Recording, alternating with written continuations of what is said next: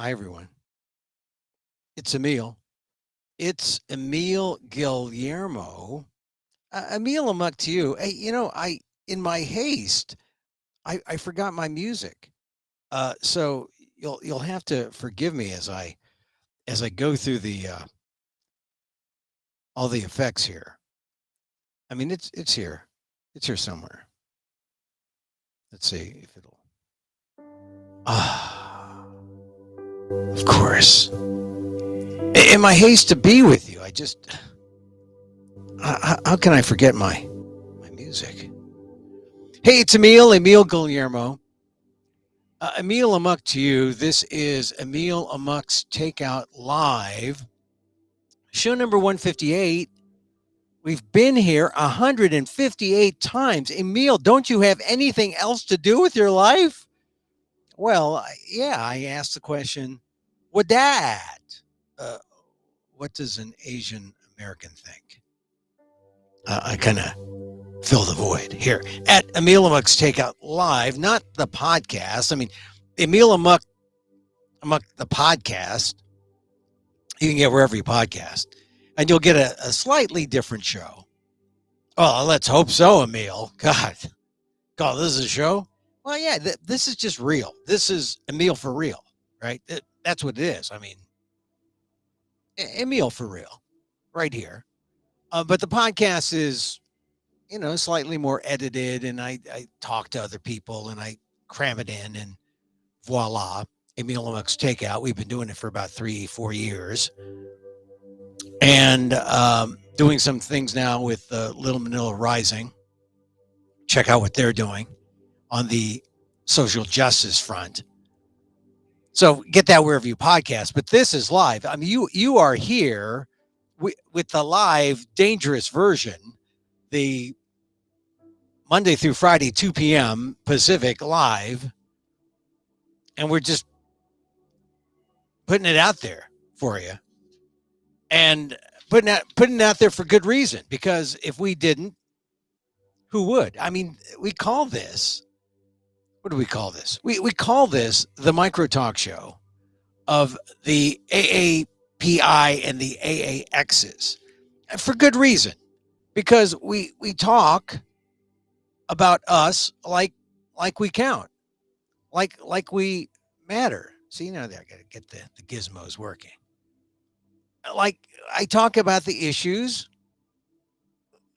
from our perspective. I put on the Asian American lenses. This is, my Asian American lenses. Or maybe these are the Asian American lenses. Hold on. And you can watch this on YouTube, or you can watch it on Twitter live. I put it on Twitter at Emil Amok, or maybe you're on Facebook. Are these the Asian American lenses? Oh, wow. Kind of Harry Potterish, I think. But no, I'll stick with these. These are kind of, I got to clean them. Oh, well, then they go with the other ones. They're just as good. For these, we prepared today with these Asian American lenses in mind. Anyway, the AAPI and the AAXs, my naming convention for Asian American acts, right? So we're all inclusive, of course, because it's a show for ALL, the alls. You're one of those folks, huh? The alls. The alls people.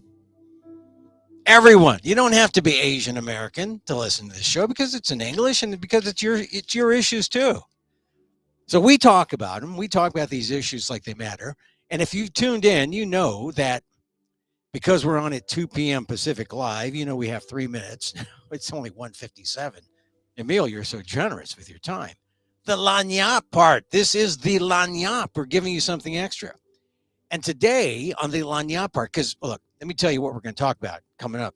We're going to talk about, COVID, NIH, the PETA podcast, baseball, the Giants and Dodgers tonight, Asian American baseball fans, both on the West Coast and the East Coast. They're going crazy, right? Because it's Giants and Dodgers. And they're playing to see who goes to the National League Championship Series and not to the World Series. That's a disappointment. We'll talk about that. William Shatner, we talked about him yesterday. We're going to talk about him more because, frankly, it's important to talk about William Shatner, what he saw. going up to space. But my point is it any different than what an immigrant saw in the 20s, the 30s, the 40s, the 50s, the 60s, and so forth and so on? Any different than what my father saw when he came across that boat across the Pacific? We'll get into that. Get into some of his baseball thoughts. I channeled with my dad. Because if I said I talked to him, you'd tell Emil, he's dead. You're crazy. No, I channeled him. He said the Giants are going to win. I'll explain later. I'm going to talk about jaywalking. Not that the comedian jaywalking kind of thing, but a kind of jaywalking that's a for real thing. And then we're going to do a meditation. I've always said I was going to do a meditation, but I am going to do a meditation today. At the end, you got to stick around to the end. Really, I mean, and you'll appreciate it. All right. Here's the lagniappe for today. I emailed, or not emailed it, but tweeted it out. Boston Globe report about Michelle Wu. They had a debate last night, Michelle Wu and her competitor. Her closest competitor, just 32 points behind. Does it sound like we're going to have an Asian American female as mayor of one of the most populous cities in the nation? I mean, we've had Asian American female mayors. Jean Quan at Oakland, right? I think most notably. I'm sure there must be at least someone somewhere else, but she comes to mind, Jean Quan, just because I'm from the Bay Area. And I covered Jean Quan when she was on the school board. But Michelle Wu, oh my God. She is, she's putting it together. I mean, the woman who took over for the Mayor Walsh there was an African-American female, and they heralded her as the appointed first African-American to be mayor of Boston. Heralded her, and what happened? She didn't do the job. She lost when she went out to seek the nomination of her party. Michelle Wu won, and now Michelle Wu is, as I said, 32 points ahead of her closest competitor. If you're not paying attention to the Boston mayoral race, you should. It's typical of a lot of cities, right? They have problems with education, problems with housing, and how Michelle Wu takes care of it. Because, look, I'm just presuming she's going to win. Because if you see the report on the debate, all she had to do is just show up and not blow it. And she would just maintain a 32-point margin of victory. The other person, whose name escapes me, but it's a hyphenated name, not a bad person, another member of the city council there, but she had to give a reason why Michelle Wu must be stopped because you want to make a claim that she wants to defund the police or, some kind of bogus claim like that? No, couldn't do it. So I think Michelle Wu, and the Asian American population in Boston is exploding. I have a kind of soft spot in my heart for Boston, even though I lived across the river in another town, where that school is, where we say when we're across the river in that town, we say, oh, yeah. And when we're in California, we say, oh, I went to school in Boston. Oh, Boston, the city? No, you're there. That's when you don't want to say the word that is copywritten. Now, you can't really say it without getting the express, or raising the ire of the legal minds over there at that big top university. Anyway, no, Michelle Wu is has all the pedigree, right? Harvard grad, Harvard Law, from Chicago. So she has a kind of an insider perspective. She comes in, she's a firebrand of the city council, and she came out of nowhere. She didn't really come out of nowhere, but she surprised the first female African-American appointed mayor, and now Michelle Wu looks to make history. I mean, that's the point. It's history in Boston, and it's happening, and so watch out for Michelle Wu. I mentioned Michelle Wu the other day And because I was talking about my friend David Chu, who was the assemblyman who now has become city attorney of San Francisco. Why would someone go from assembly to city attorney? Well, they get termed out, got to run again, or I think something happens. They got to switch jobs because of term limits. Or maybe he just wants to be a San Franciscan. I think with David Chu is David's too tactical, I think. I haven't talked to him, but my impression is city attorney, being the first Asian American city attorney of San Francisco, puts him in a better position maybe to be the mayor of San Francisco, which is somewhat problematic because there is a woman there now, an African American woman, who is the mayor, but maybe there's other things for her. I mean, this is politics, right? People are always looking for other jobs. And if I recall correctly, when David Chu was running for mayor, there was a deal struck between David Chu and Ed Lee, the man who did become mayor of San Francisco, who has now passed away. But I would suggest that were it not for that private deal that those two made, David Chu would be mayor of San Francisco. I think it's the job he really wanted. Being in the assembly is fine, but unless you see it as a route to something else, I don't know. Speculation. My speculation. That's what I could. That is my prerogative as a talk show host of this micro talk show of the AAPI and the AAXs. I get to talk stuff, but this is a somewhat informed analysis. Good luck to David Chu, but also good luck to Michelle Wu in Boston. I mentioned Michelle Wu and David Chu together because they both have similar kinds of pedigrees. Although David is from Hingham, Mass., he did go to Harvard. He did go to Harvard Law. He made his name in San Francisco, where apparently he also left his heart because he went to the assembly and is now back in the city as city attorney. I think he wants to be mayor of San Francisco. We know that Michelle Wu is going to be mayor of Boston. Asian American political progress there. All right, as long as we're talking about assembly and, who does what in the assembly, Phil Ting, former San Francisco supervisor, then went to the assembly. What do you do with the assembly? You write bills, you create laws. Phil Ting was really big on what was called the Freedom to Walk Act. It's what I call the AA, Asian American Jaywalker Act. I mean that with much affection. The AA Jaywalkers Act, the Freedom to Walk Act. Because did you know that you can walk in the city or jaywalk anywhere? They did this in LA. Black people make up 9% of the population in LA, but they were 31% of the people stopped by the Los Angeles Police Department for jaywalking from 2018 to 2020. How does that happen? A little bit of the numbers don't add up, right? 9% of the population, 31% of the people arrested for jaywalking. That's a kind of inequity.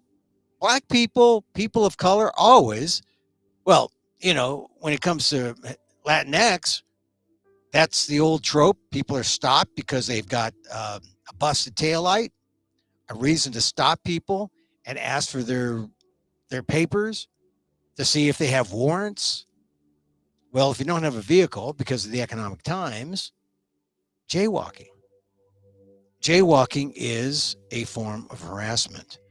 And, Phil Ting, when he put together this legislation, he said that the jaywalking laws were outdated, not enforced fairly. And really, when you think about how cities are made up, how cities are devised, why do they have crosswalks in places that don't make sense, or crosswalks where you have to walk like 3 blocks to get across 1 block, and now you're adding another 3 and another 6 blocks across the street?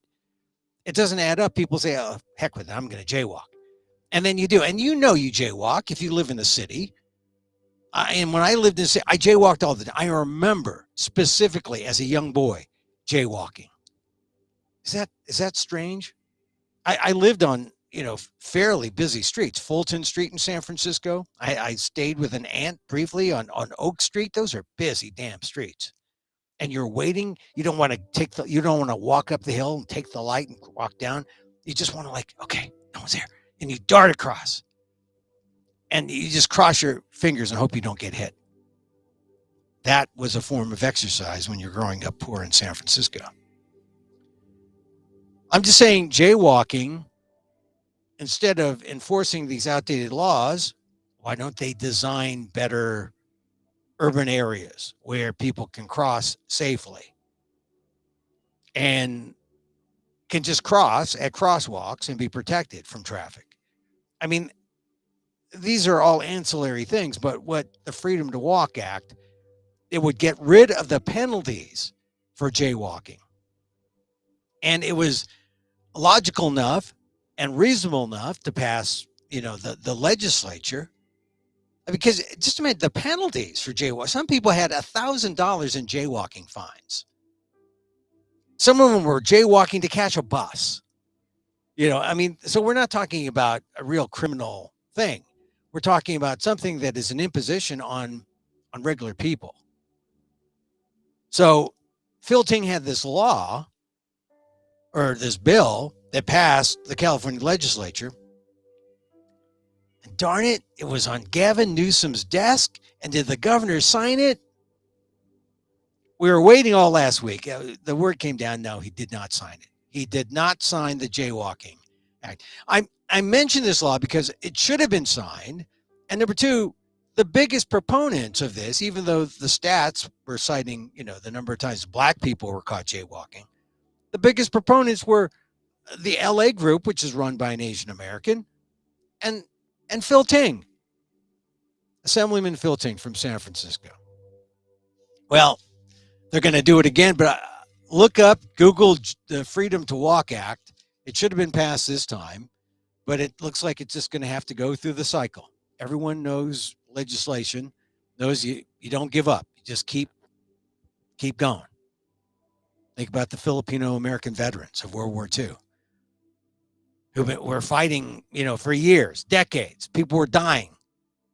And then finally, 2009, Obama got it into a budget package and got a compromise for the Filipino American vets of World War II. I try to sneak in the Filipino American history. I mean, this is Filipino American History Month, for goodness sakes. I'm going to sneak it in. Going to sneak in that Filipino American history. This is the part of October where we dovetail, not for very much longer.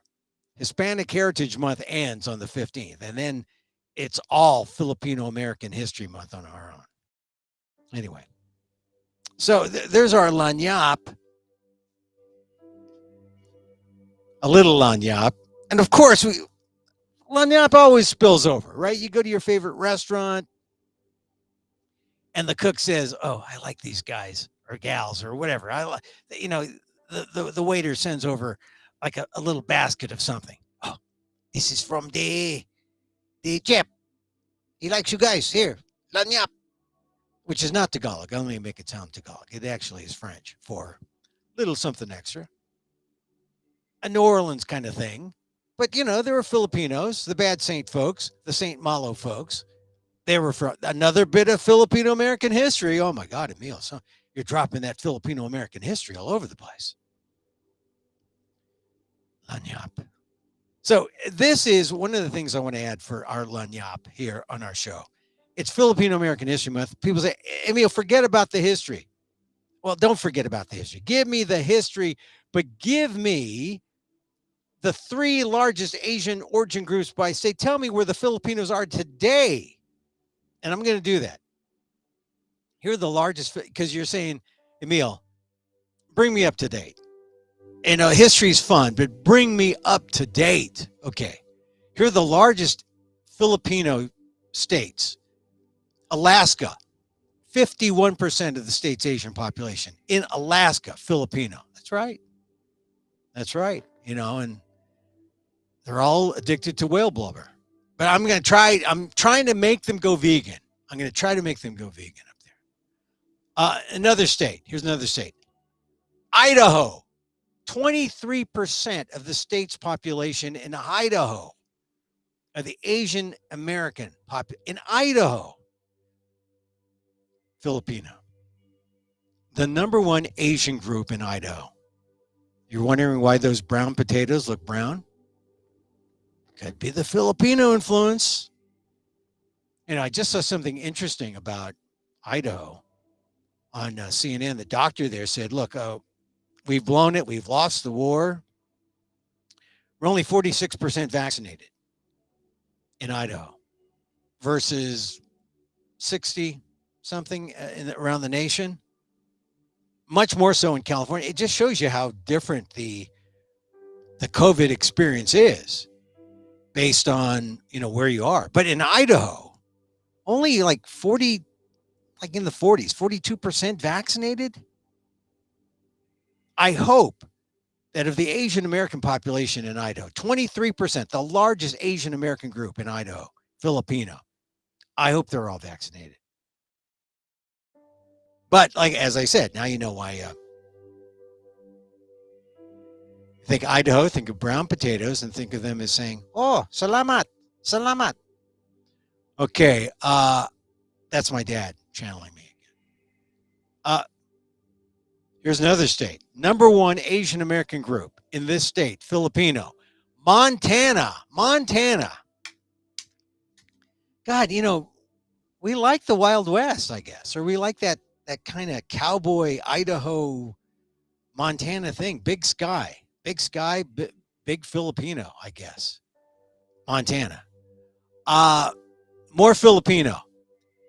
Number one Asian American group in this state, Filipino, 52%. Nevada.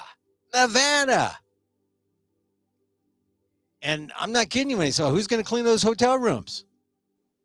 Who's going to, work the casino tables? The hotel restaurant workers. Filipinos.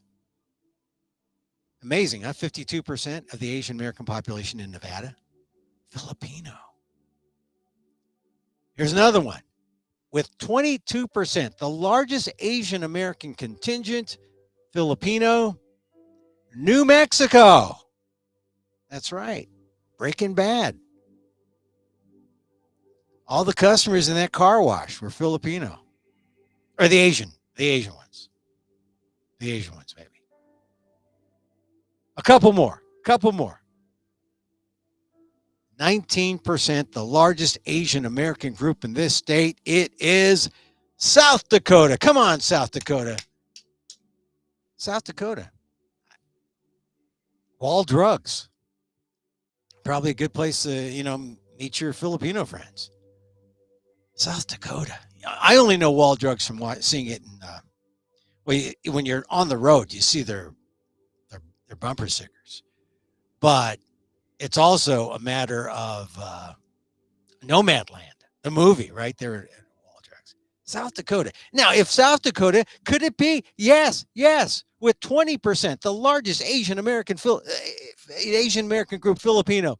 North Dakota. Give North Dakota a hand. My God. North and South Dakota. We are the twin towers of Asian America in the Dakotas. Filipinos. Kind of amazing when you think of it, huh? One more. Are you ready for one more? One more. With 21%. The largest Asian American group in this state. Filipino. West Virginia. Come on, Filipinos. Go out there and get Joe Manchin to get up to speed. West Virginia. That's right. West Virginia Filipinos. I knew that as I drove from Maryland to my in-laws in Ohio, and we go through West Virginia, and you go through Wheeling, I just had that funny, I can feel the adobo in the air. I just had that funny feeling. I just, anyway, those are the top Filipino places. If you're saying, oh, Emil, yeah, thanks. Oh, I don't believe you. No, no, this is the Pew Research Center. This is the, their analysis. And, there's a number of states where Filipinos are number two. And we'll get to that on a subsequent date. But the number two and the number three, where Filipinos come up, because people say, I didn't know there were that many of you guys here. Yeah, there is. There are. There are. And I'll get to the number two and number three at some point in the future. I mentioned the COVID numbers in Idaho, where Filipinos are the most numerous. Let me mention also that the latest PETA podcast, which I also host, I got to mention it because I meant PETA called for the resignation, or more directly, the firing of Dr. Francis Collins. And he accommodated by saying, hey, he's going to go out by the end of the year. Maybe he saw the light. Maybe he saw that things were going down. But Francis Collins, it's a good thing. If you want to know why it's a good thing he went, well, consider this. None of the vaccines that came out because of, COVID came out of research or came out of anything to do with funding from NIH, the National Institutes of Health. And the National Institutes of Health, that is the prime responsibility of the NIH to fund these things that will give us the cures that we need, give America the kinds of things that it needs to be healthy and safe. But NIH has been falling down on the job because for the last at least 10 years, Francis Collins has been at the helm since like 2009. He was appointed by Obama. But the point is, they knew back then that animal experimentation was not effective. And they were all ready to like flip the switch and say, no more animal testing if we really want to be effective, because 90% of all the things that, you run animal tests through, they just don't result in any kind of human cures or any kind of benefit for mankind, because species are different. Well, for 10 years, we've been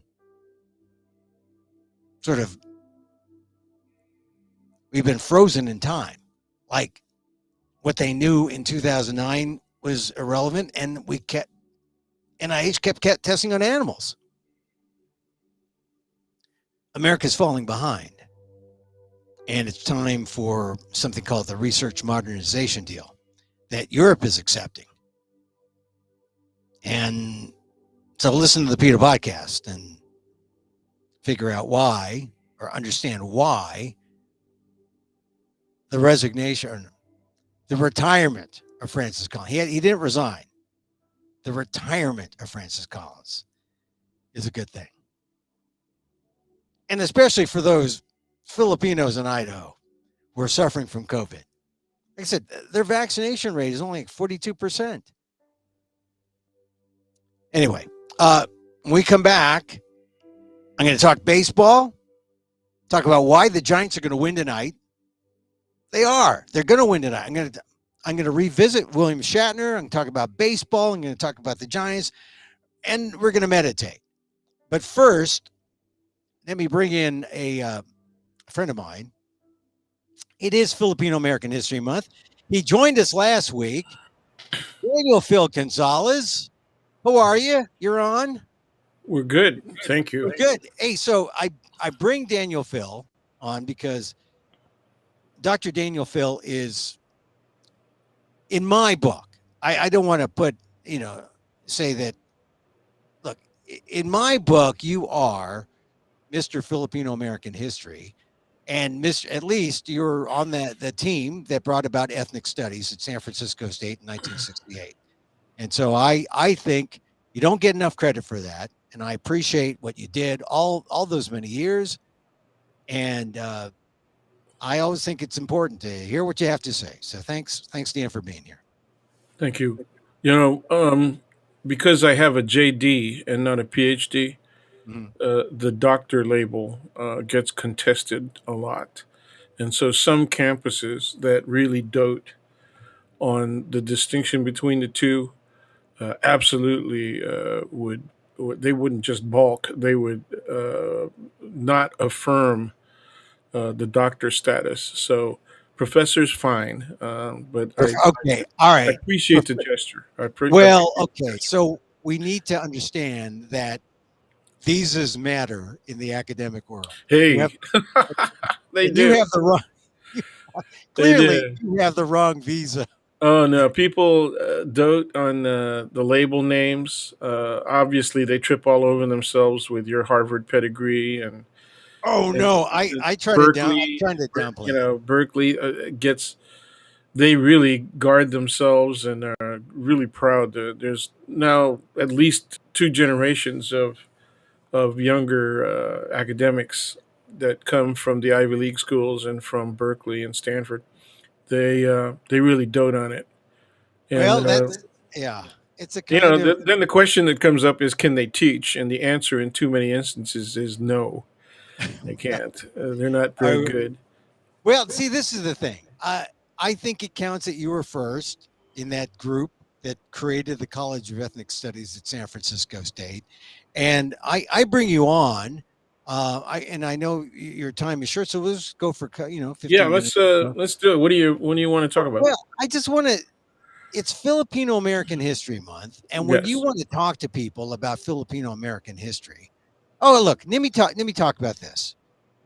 Did you see This Is Life with Lisa Ling? Because I've been talking about her all week. I like Lisa Ling. She did a thing on Vincent Chin, her right. premiere show I did on. not. Well, you can catch it, and as I point out, so I'm not, you know, I don't have any animus toward Lisa Ling and her show. I point out you can go to Amazon and you can buy the thing, not rent it, but buy the thing for like $1.99 or something. But my point is, she did a whole thing about Vincent Chin, Asian Hmm. American history, important. I actually thought she interviewed Helen Zia. I thought it was one of the better explanations of the Chin case because it really dwelled on the economic impact of the Japanese auto industry on the auto workers in Detroit. Yes, And that's something that most people just kind of like brush through in a paragraph and say, yeah, there was this, but yeah, then this white guy beat the heck out of Vincent Chin and killed him. And if you understand the the economic situation, it really begins to put Vincent Chin in a whole new light. So I enjoyed it for that. So people should see it for that. My my problem with what Lisa Ling did is as she tries to connect it all with the Stop AAPI hate thing and the instances of Asian hmm hate now, she goes over the history and said, here's the history. And this is where you come in because they always start with the Chinese Exclusion Act of 1882 right.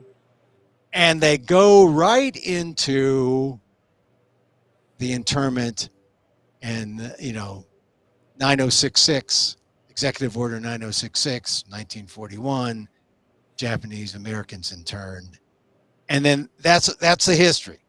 Exclusion, internment, that's it. Like nothing happened between 1882 and 1941, and those were the big Filipino parts. And Indian. And Indian, okay, Yeah. I we all have our little blind spots based on our own ethnicity, but yeah, Well, Indian, but no, thankfully, the reason that we could connect Indians and Filipinos is because there were signs all over Northern California and parts of the West saying no Hindus or Filipinos allowed. You know, so they I joined both of us. I Some didn't of them know said that. no dogs in Filipinos, but you know, Yeah. I didn't know that about the connection between the Hindus. I knew that there was some exclusion with the Hindus, right. but what tell me more about the sign. There are a couple of connections. One of them is that they both groups were targets of racial exclusion and outright racism. But also, there were Hindus who started farming, and like the Japanese Americans, Japanese farmers, before the internment of World War II, they operated farms and they hired Filipinos. So there's a point of conflict, as there was between Filipinos and Japanese farm owners, because the Filipinos were the workers, right? And the same thing was true of that relationship with Hindu farm owners or Indian farm owners. Hindu is kind of a misnomer, but Right. But yeah. but then yeah. So that it was kind of like there was a race thing that brought us together, but the class thing Yes, where there were owners and there were that's laborers, right. the Filipinos were the laborers. That's right. That that was an intra-ethnic, um, Intra-racial, intra-racial right? And in hotspot.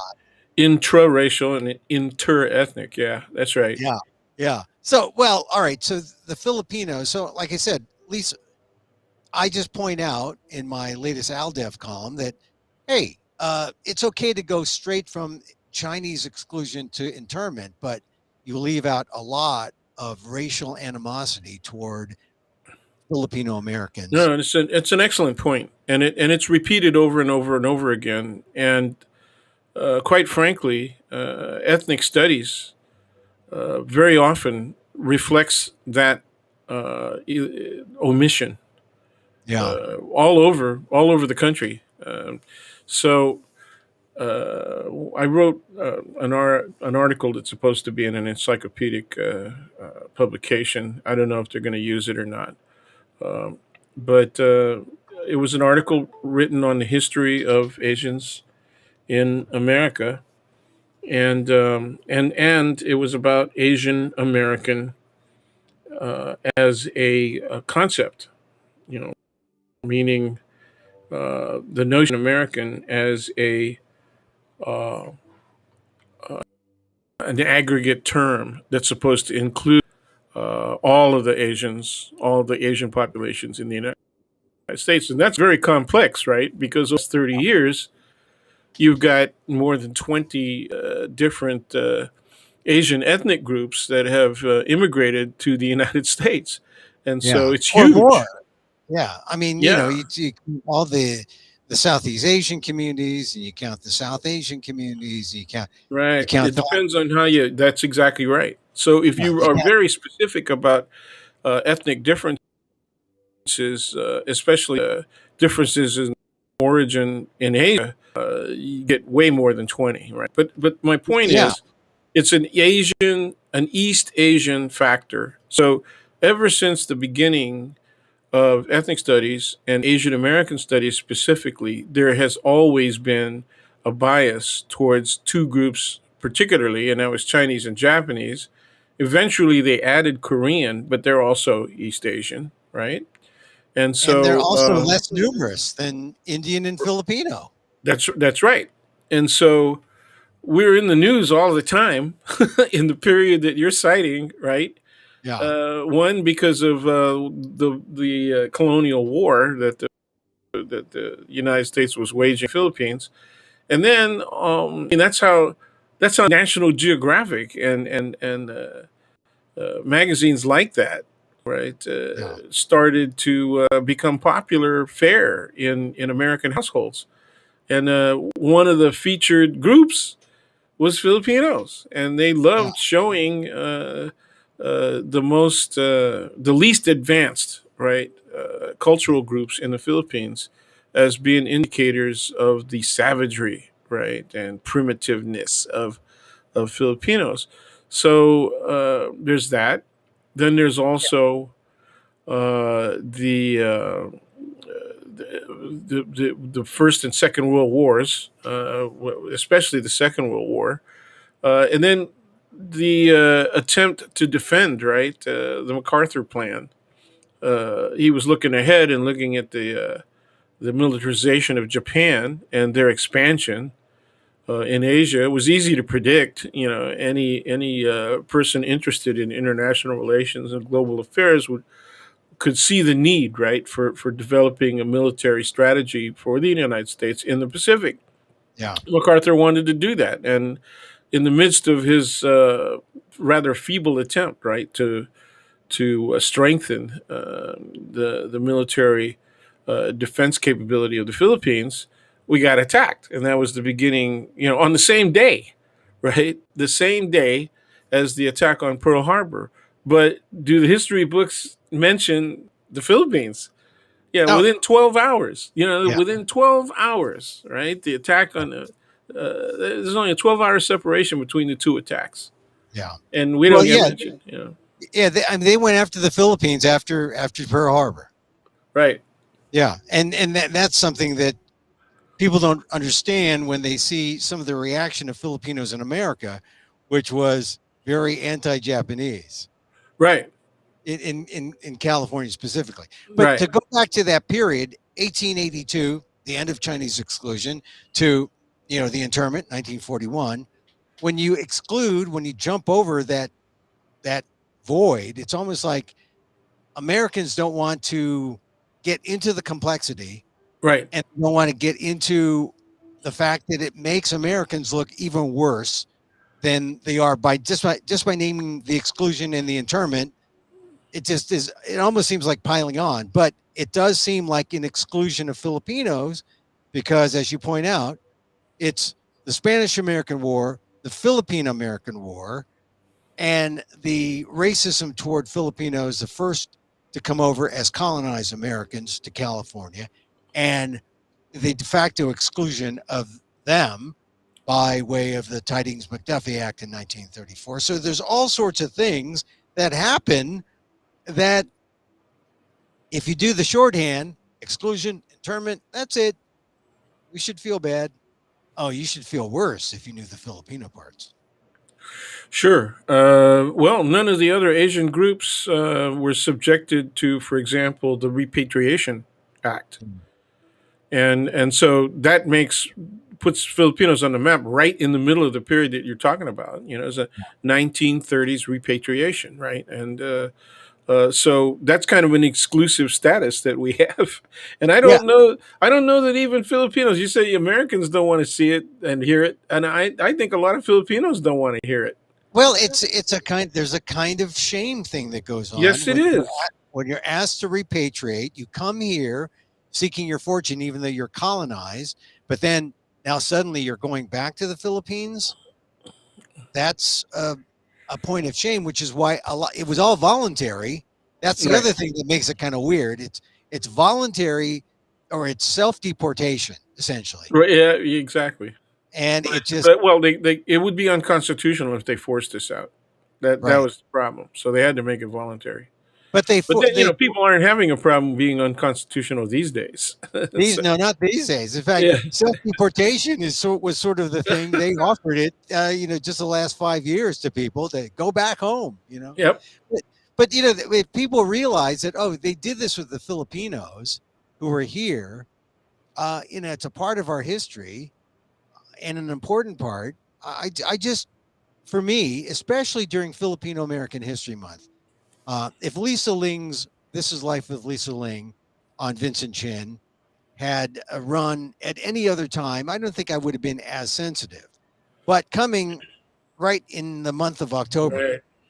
and on my birthday yet, Oh, I just thought, look, uh, I loved what she did with Vincent Chin, but I'll take her to task on the Filipino history parts. And so, all right, so there's a lot happening. It's worth mentioning.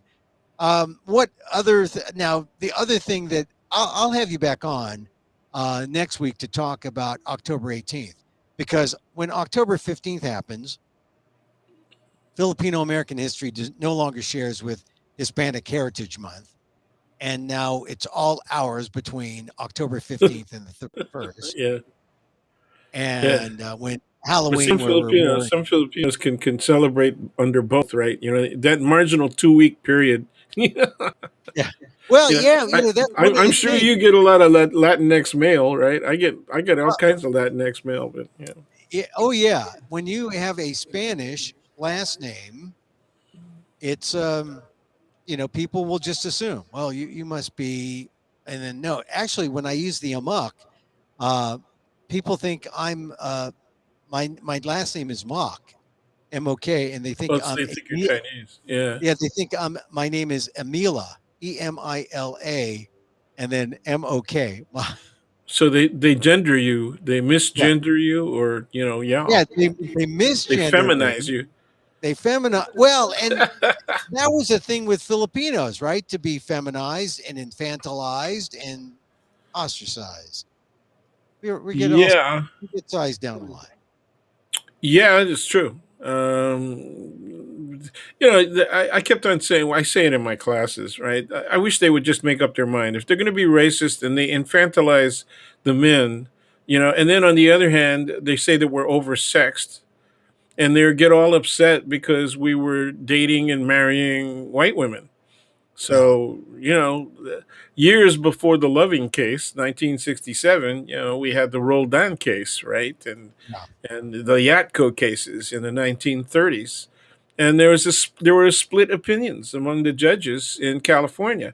And in fact, the Roldan case was decided by a Los Angeles court, and they permitted a Filipino to marry a white woman because he claimed all you got to do is look at my name, Roldan. It's I got a lot of heavy Spanish ancestry, and I'm a particular kind of Filipino. I'm an Ilocano, and he's claiming that Ilocanos are way different from other Malays and we're not Asian, we're not yeah. Chinese, we're not Japanese. So Well, this is the thing that Ron Takaki, the noted historian, the late historian who taught at Berkeley, said, and he's sort of like the dean among the Berkeley academics of Asian American history.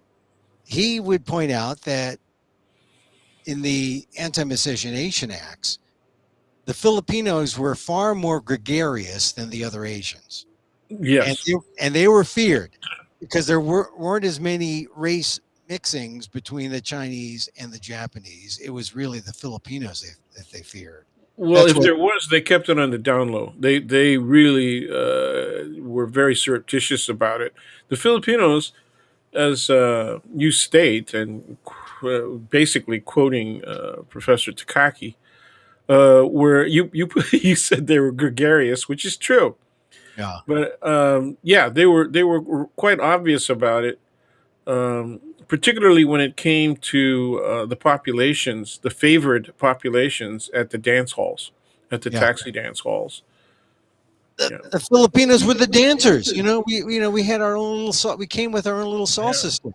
still So are, still yeah, are. I know. So, well, Dan, look, I want to talk about next time you're on. I want to talk about 1587, but I want to get to some other topics because you only. I call this the micro talk show with the Okay. API and the AXs, and but you can hang around, you can like comment, or you can laugh at when I say something funny. I want to talk. I want to talk about the tonight's baseball game, Okay. the Giants and the Dodgers. I'm not going because COVID. I mean, I could go. I I have gotten to prefer just watching it in the comfort of my home, where I cannot replicate that experience in a ballpark where I must use the bathroom with a trough, with like 50 men waiting in line to use the bathroom because they drunk too many $20 beers.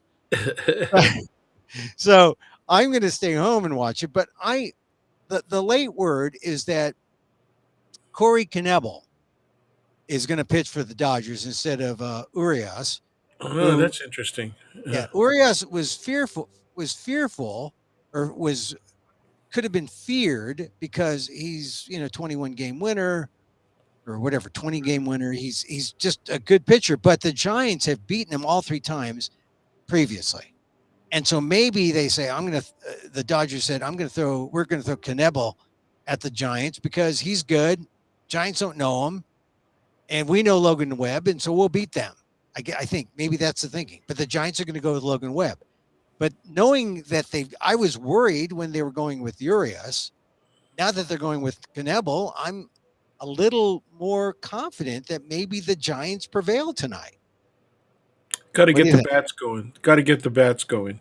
Yeah. You know, they Well, had all kinds of opportunities to score in the two games that they lost, yeah. and they left people on base a lot. Like that is a case with the Giants, though. Although, look, you're like the second most home runs, hit, amongst teams in the Major League Baseball. They got to start playing like that. They got to start, they got Yeah, to start hitting more home runs, with because people on base. You know, oh yeah, they hit a lot of solo home runs. You know. yeah, they do. But look, I'll just take a home run because one home run equals, like, for the Giants, two hits, two or three hits. Hmm. And right now they're playing like the 2012 and 2014 Giants, where um, they're getting ground ball RBIs, they're getting double play Right, RBI right. or fielder's choice RBI. So I'd like to, one thing though, with Logan Webb there, I'm no longer fearful that the Giants don't have the pitching. I think they have the pitching now. They can Hmm. go after the Dodgers, and they both have won 109 games. So let this be uh, the battle for the 110th that goes into the National League Championship Series, and let that be the Giants. So I I feel confident. I was channeling my father. My father, was your father this way too? When the Giants came, he always had a transistor radio. 58. Yeah, I mean, a transistor radio was the technology of the day. And for sure. those of you who don't know transistor radios, it was like, right now you would consider it a doorstop. It's just a plastic thing. Because no one listens to radio. You can't get podcasts from a transistor radio. A transistor radio picks up the free radio frequencies that are all Right. around, and you can pick up AM radio and FM radio. It was fantastic. And all the old Filipino guys in my You had to father's pay family. extra for FM. Oh, that's The, right. originally, they were just AM, and The then when Pilcos. You get the Pilco AM because that's all you need. Because no one was on FM. right, right. Only some hippies. Some hippies were on FM. And yeah, that's Hippies, kind of true. hippies and Some religious music people. stations, because FM could go stereo. So Yeah, when stereo became the technology, the desirable technology, then FM radio became hip, especially for music. yeah. And that's where the rise of the old KSAN came about, and all the old underground stations. But here's the thing: when I think of baseball, I think of my dad. I think of him in with his transistor radio. And I think of baseball as the immigrants' game because of him, because that was America for him. Yep. That was how he felt a part of this country. And that was so real to me that, I mean, baseball is everything. I mean, I was with him on the last day of his life at a Giants game. I write this essay, I put it out every Father's Day, where we go to the ballpark, the Giants win, top of the ninth or the bottom of the ninth, they win. And then we go back home, and he has a heart attack and he dies. Baseball has always meant, Giants baseball has always meant something. And it really, and now baseball really is one of the most diverse sports around. It's got Latinos, it's got Asians, it's got whites, it's got some half Filipinos. Travis d'Arnaud is half Filipino. Do you know that? The catcher for the Braves. Tim Lincecum for the Giants. He Right. was half Filipino. But no, and I just think, There was a person who played for the Padres, for the Pods, and uh, I'm forgetting his last name, but he's also half Filipino. I grew up with his. I spent my childhood with his mother, so that's how I know. But well, see, you spent enough time with her to forget her son's name, or maybe it was your son. her married name. I Oh, remember.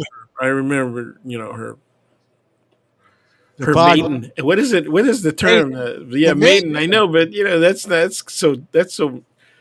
It right? sounds so misogynistic. You know what I mean? The You know, maiden in so name. many Well, ways. Yeah, maiden anyway, name. Yeah. So look, so the baseball, I'll be watching baseball tonight. I'll be hoping for the Giants, and let's hope that on Friday there'll be something to celebrate. I told my friends that I'm sorting out my lucky clothes, trying to figure out which clothes have luck in them. I wash the ones that have bad luck. I wear Oh, the see, ones that's the magic word, to wash. that See, a lot of people don't wash them. you got to wash the magic clothes. I mean, if they're Yeah, going to be yeah. magic, they got to Yeah, wash. well, that's see that they're of the opposite view. You don't want to wash away the luck, Yeah, right? you don't want to wash. So Well, you got to get new luck. Get the new luck in. All right, now look. Did right. you see William Shatner fly up into the space? Yes, yes. I saw the way he was quite fearful floating around too much, but Yeah. he didn't He enjoy that wanted part. to look. He said he wanted to look at Yeah, the that's right. He really outside while was everyone. But now look, absolutely engrossed. on yesterday's show, I played the clip of him saying what he said, which was rather poetic. Today, I have a clearer version. I just want to play a little bit of this. Here's William Shatner. And it's so thin, and you're Oh, through it in an inch. so thin. He's talking about the blue layer of the Yep, Earth's atmosphere, our atmosphere. air, our blue sky, and he's talking about how thin it is. It's what a how thick is it? I mean, the atmosphere. Is it a mile? 2 No, miles? I mean, it depends on how you measure because it thins out, but maybe 50 miles. Not even. But you're going Yeah. 2,000 miles an hour, so you're through 50 miles. Whatever the mathematics fast. are. Yeah, really It's fast. like a beat and a beat, and suddenly you're through the blue, And then it's and you're into black, and you're into, it's mysterious and galaxies and things, but what you see is black, and what you see down there is light, and that's the difference. And not to have this, you have done something. I mean, whatever those other guys are doing, what isn't, I don't know about that. What you have given me is the most profound experience I can imagine. I'm so filled with emotion about what just happened. It's extraordinary, extraordinary. They hug I you. hope I never recover from this. I hope that I can maintain what I feel now. I don't want to lose it. It's so much larger than me and life. And it hasn't got anything to do with the little green planet, the blue orb, it has nothing to do with that. It has to do with the enormity and the quickness and the suddenness of life and death. Oh my And that's William Shatner. I remember waking up hearing that because I got up late yesterday when he gets out of the capsule and he's talking to Bezos and they have this hugging thing and he goes into these raptures. I played a little bit yesterday. It was a little scratchy. I had a little better version here, but I was really I'm not ordinarily a let's go to space guy. I'm ordinarily a let's spend some money here on the problems here. But Yep. I kind of,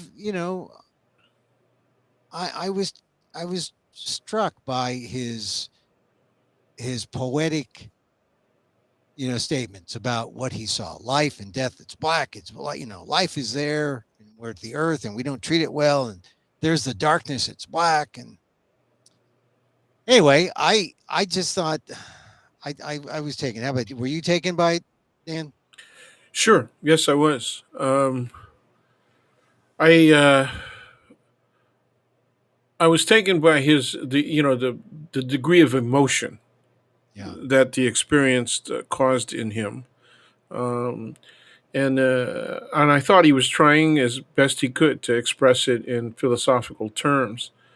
Um, but the absolutism of darkness and death, blackness and death, and then the lights down below was kind of scary to me, because it was not because it wasn't poetic, but it was so absolute, And real. I mean, Yeah. this is the present danger that we face. Yes. And if we don't understand it and then we don't realize that we have to deal with it, you know, the urgency is there. And I'm just, you know, I was never really a big Shatner fan. Never a big Star Trek fan. I thought it was kind of a stunt that he went up there, but he redeemed himself by being the actor he is and being a creative that he is, and then coming out down here and to be able to explain what he saw. And although, and this is something I'm curious what you would say, because I've always said this about space tourism and space exploration. I say it holds nothing. It doesn't hold a candle to what my father and your father experienced when they came from the Philippines and crossed the Pacific and looked for something, some kind of life form in America. And, you know, you can go, I mean, they didn't have to leave space, but our fathers, but they came here and it might as well have been another universe. It might as well Sure. have been another galaxy. And that was just as tough and took more courage. And unlike the space tourists who essentially are in a $250,000 bungee jump, they don't get to go back to a previous life, right? They got to make do. I mean, the immigrants, it just reminded me of the immigrant experience and how valuable that is, and how it's like space exploration here on Earth. So Yeah, it's a different way of measuring risk. You know. it is risk. Definitely, Yeah. it's all about And, risk. yeah, and the difference is that these flights aren't they're not real astronauts because they're not in outer space, right? They're Right. sort of in that marginal area between our atmosphere and space. And the level of risk and the reason for the risk is nowhere like what people are going through to get across the southern border, for example.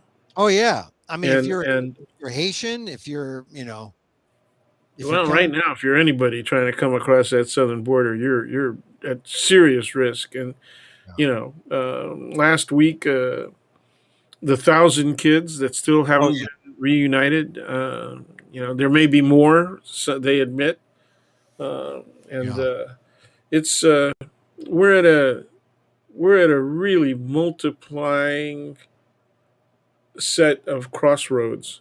You know, one of the things that people are really obsessed with these days in academia is intersectionality, right? right, right. Right now, the multiplicity of That's intersections. yeah. Well, that's why you have to jaywalk. Got to get out of the intersection. Got to think out of the box. That's Okay, why. That's why Phil Ting's jaywalking thing wasn't a bad deal, but right. it got voted down. But yeah, look, I appreciate you saying that and making the link between what Bezos did and the risk that exists today, just as it existed when our fathers came across. But Dan, we've come to that point where I must say thank you and bid you farewell till next time. I'll be in Okay, touch. Thank you very much. Have a continued happy Filipino American History Month, and go Giants. go Giants. Okay. All Okay, right, we'll see there he you is. later. Have a good Professor one. Daniel Phil Gonzalez, my friend, San Francisco State University. He was there at the beginning, 1968, College of Ethnic Studies, Filipino American History, Asian American History. I always like to talk to Dan because he knows it. He's my friend. He knows it. So now we are going to do our meditation. I promised you a meditation, and darn it, I'm going to give you a meditation. This is to help reduce anxiety. You got anxiety about the Giants tonight? Or maybe you're a Dodger fan. So start, you can have your eyes open, like I have my eyes open now. You can stand up, just relax your body. Soften any unnecessary tension in your belly and shoulder. But my shoulders look so good if they're back. No, just soften your shoulders. Find a posture that feels relaxed and alert. It's the contradiction. I'm relaxed and alert. So you can look forward, close your eyes if you want, or look downwards. You can rest your hands in a mudra. Kind of mudra. Take a few moments to scan your awareness to all the sensations of your body. Feel your body. Feel where there's any kind of sensation, maybe from the bottom of your feet, if you're standing like I am, through your legs. Body scan.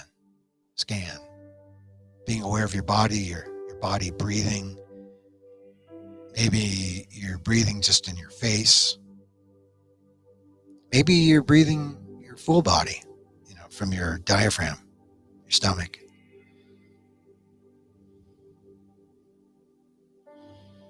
With your chest rising, being filled up with air, holding it at the top and then letting it go. Or maybe your breath is just right here in your face. Breathe in, 4 count. Hold it for 2. Breathe out. 6 count.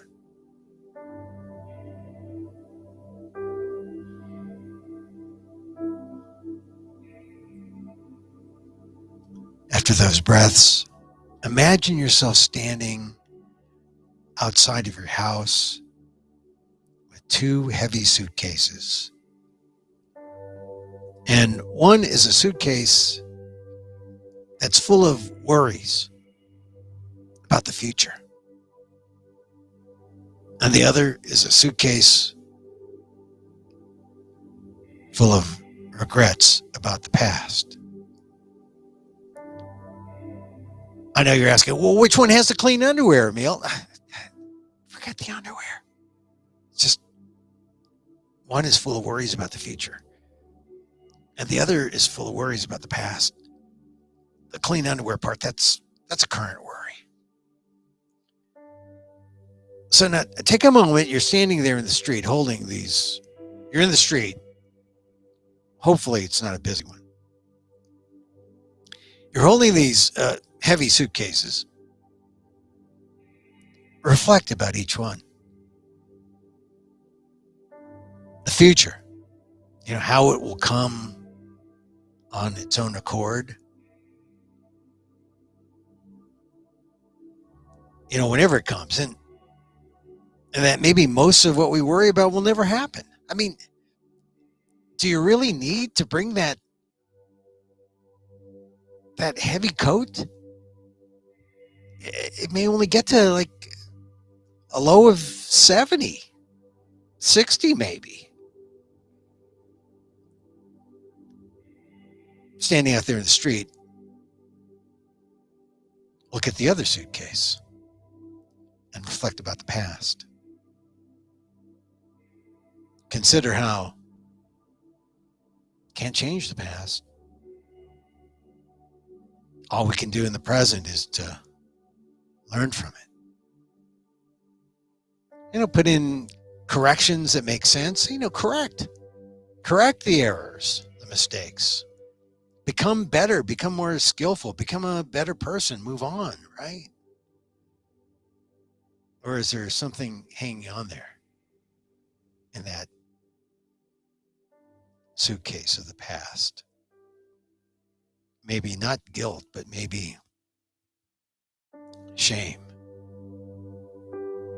So you're standing there in the street, you're feeling the weight of both of these. And, like maybe you're like me, you're a Libran, and you got the scales going, and you're teeter-tottering. But absorb the wisdom of your own reflections right now, and consider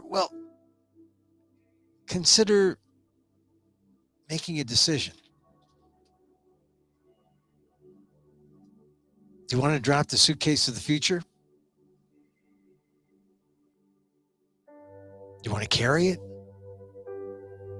If you don't want it, just take that suitcase of the future and just simply drop it. You don't need that heavy coat. And standing there in the street with the other suitcase, which is like heavy with all this past stuff. I mean, you don't even fit those clothes anymore. Make a conscious decision. Do you want to drop it? So just drop it.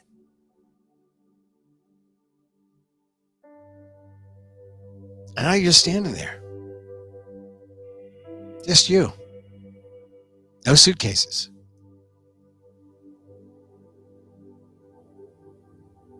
And from the street, walk into your home. Take your seat right where you are. Plop down. Relax. Wait for the Giants game to come on. It's like you're coming home from a long trip, right? You just drop the suitcases and you're just relaxing. And you're resting in the present, just breathing. You're resting in the natural well-being of what they call the parasympathetic nervous system. And you're resting in the fundamental well-being of awareness. Awareness which does not worry or regret. Resting as if this is meaningful rest. You're doing nothing. And that's good. Feeling a sense of peace, of joy, of well-being. It's a natural happiness. Remember this. This is your home. Your true home. Without the heavy suitcases of worries about the future or full of regrets about the past. Simply rest in your body right now with the relaxation throughout your body, throughout your mind, and just be present.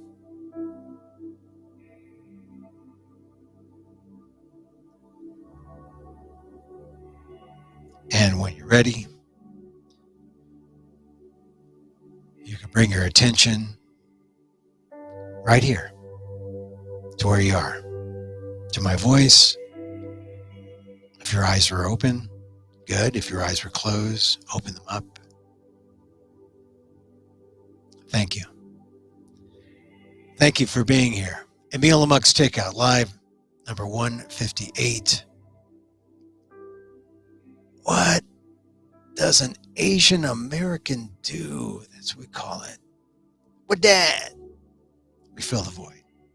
Contact me at emil@amok.com, emil@amok.com. Emil Guillermo is Emil Amok. You can follow me on Twitter. Maybe on Twitter you are watching this now. At Emil Amok, EMILAMOK. You can also follow me on Facebook, emilguillermo.media, amok.com. I like to say, hey, be here. Bang the gong now. See the replays on amok.com and read my columns. Read my columns at,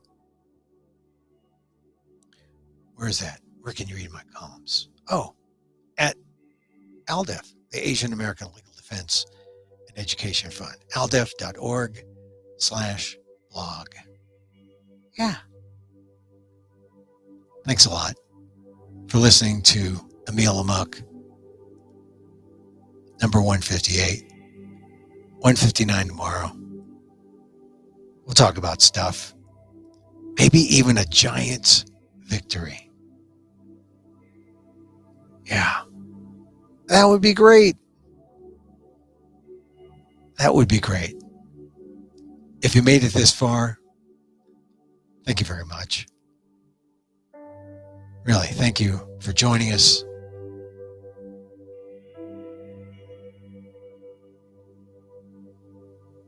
Let me end by saying this one little meditation. May you be safe. May you be happy. May you be healthy. And may you live with ease. Emil Guillermo here. Till next time. Mahal Kita.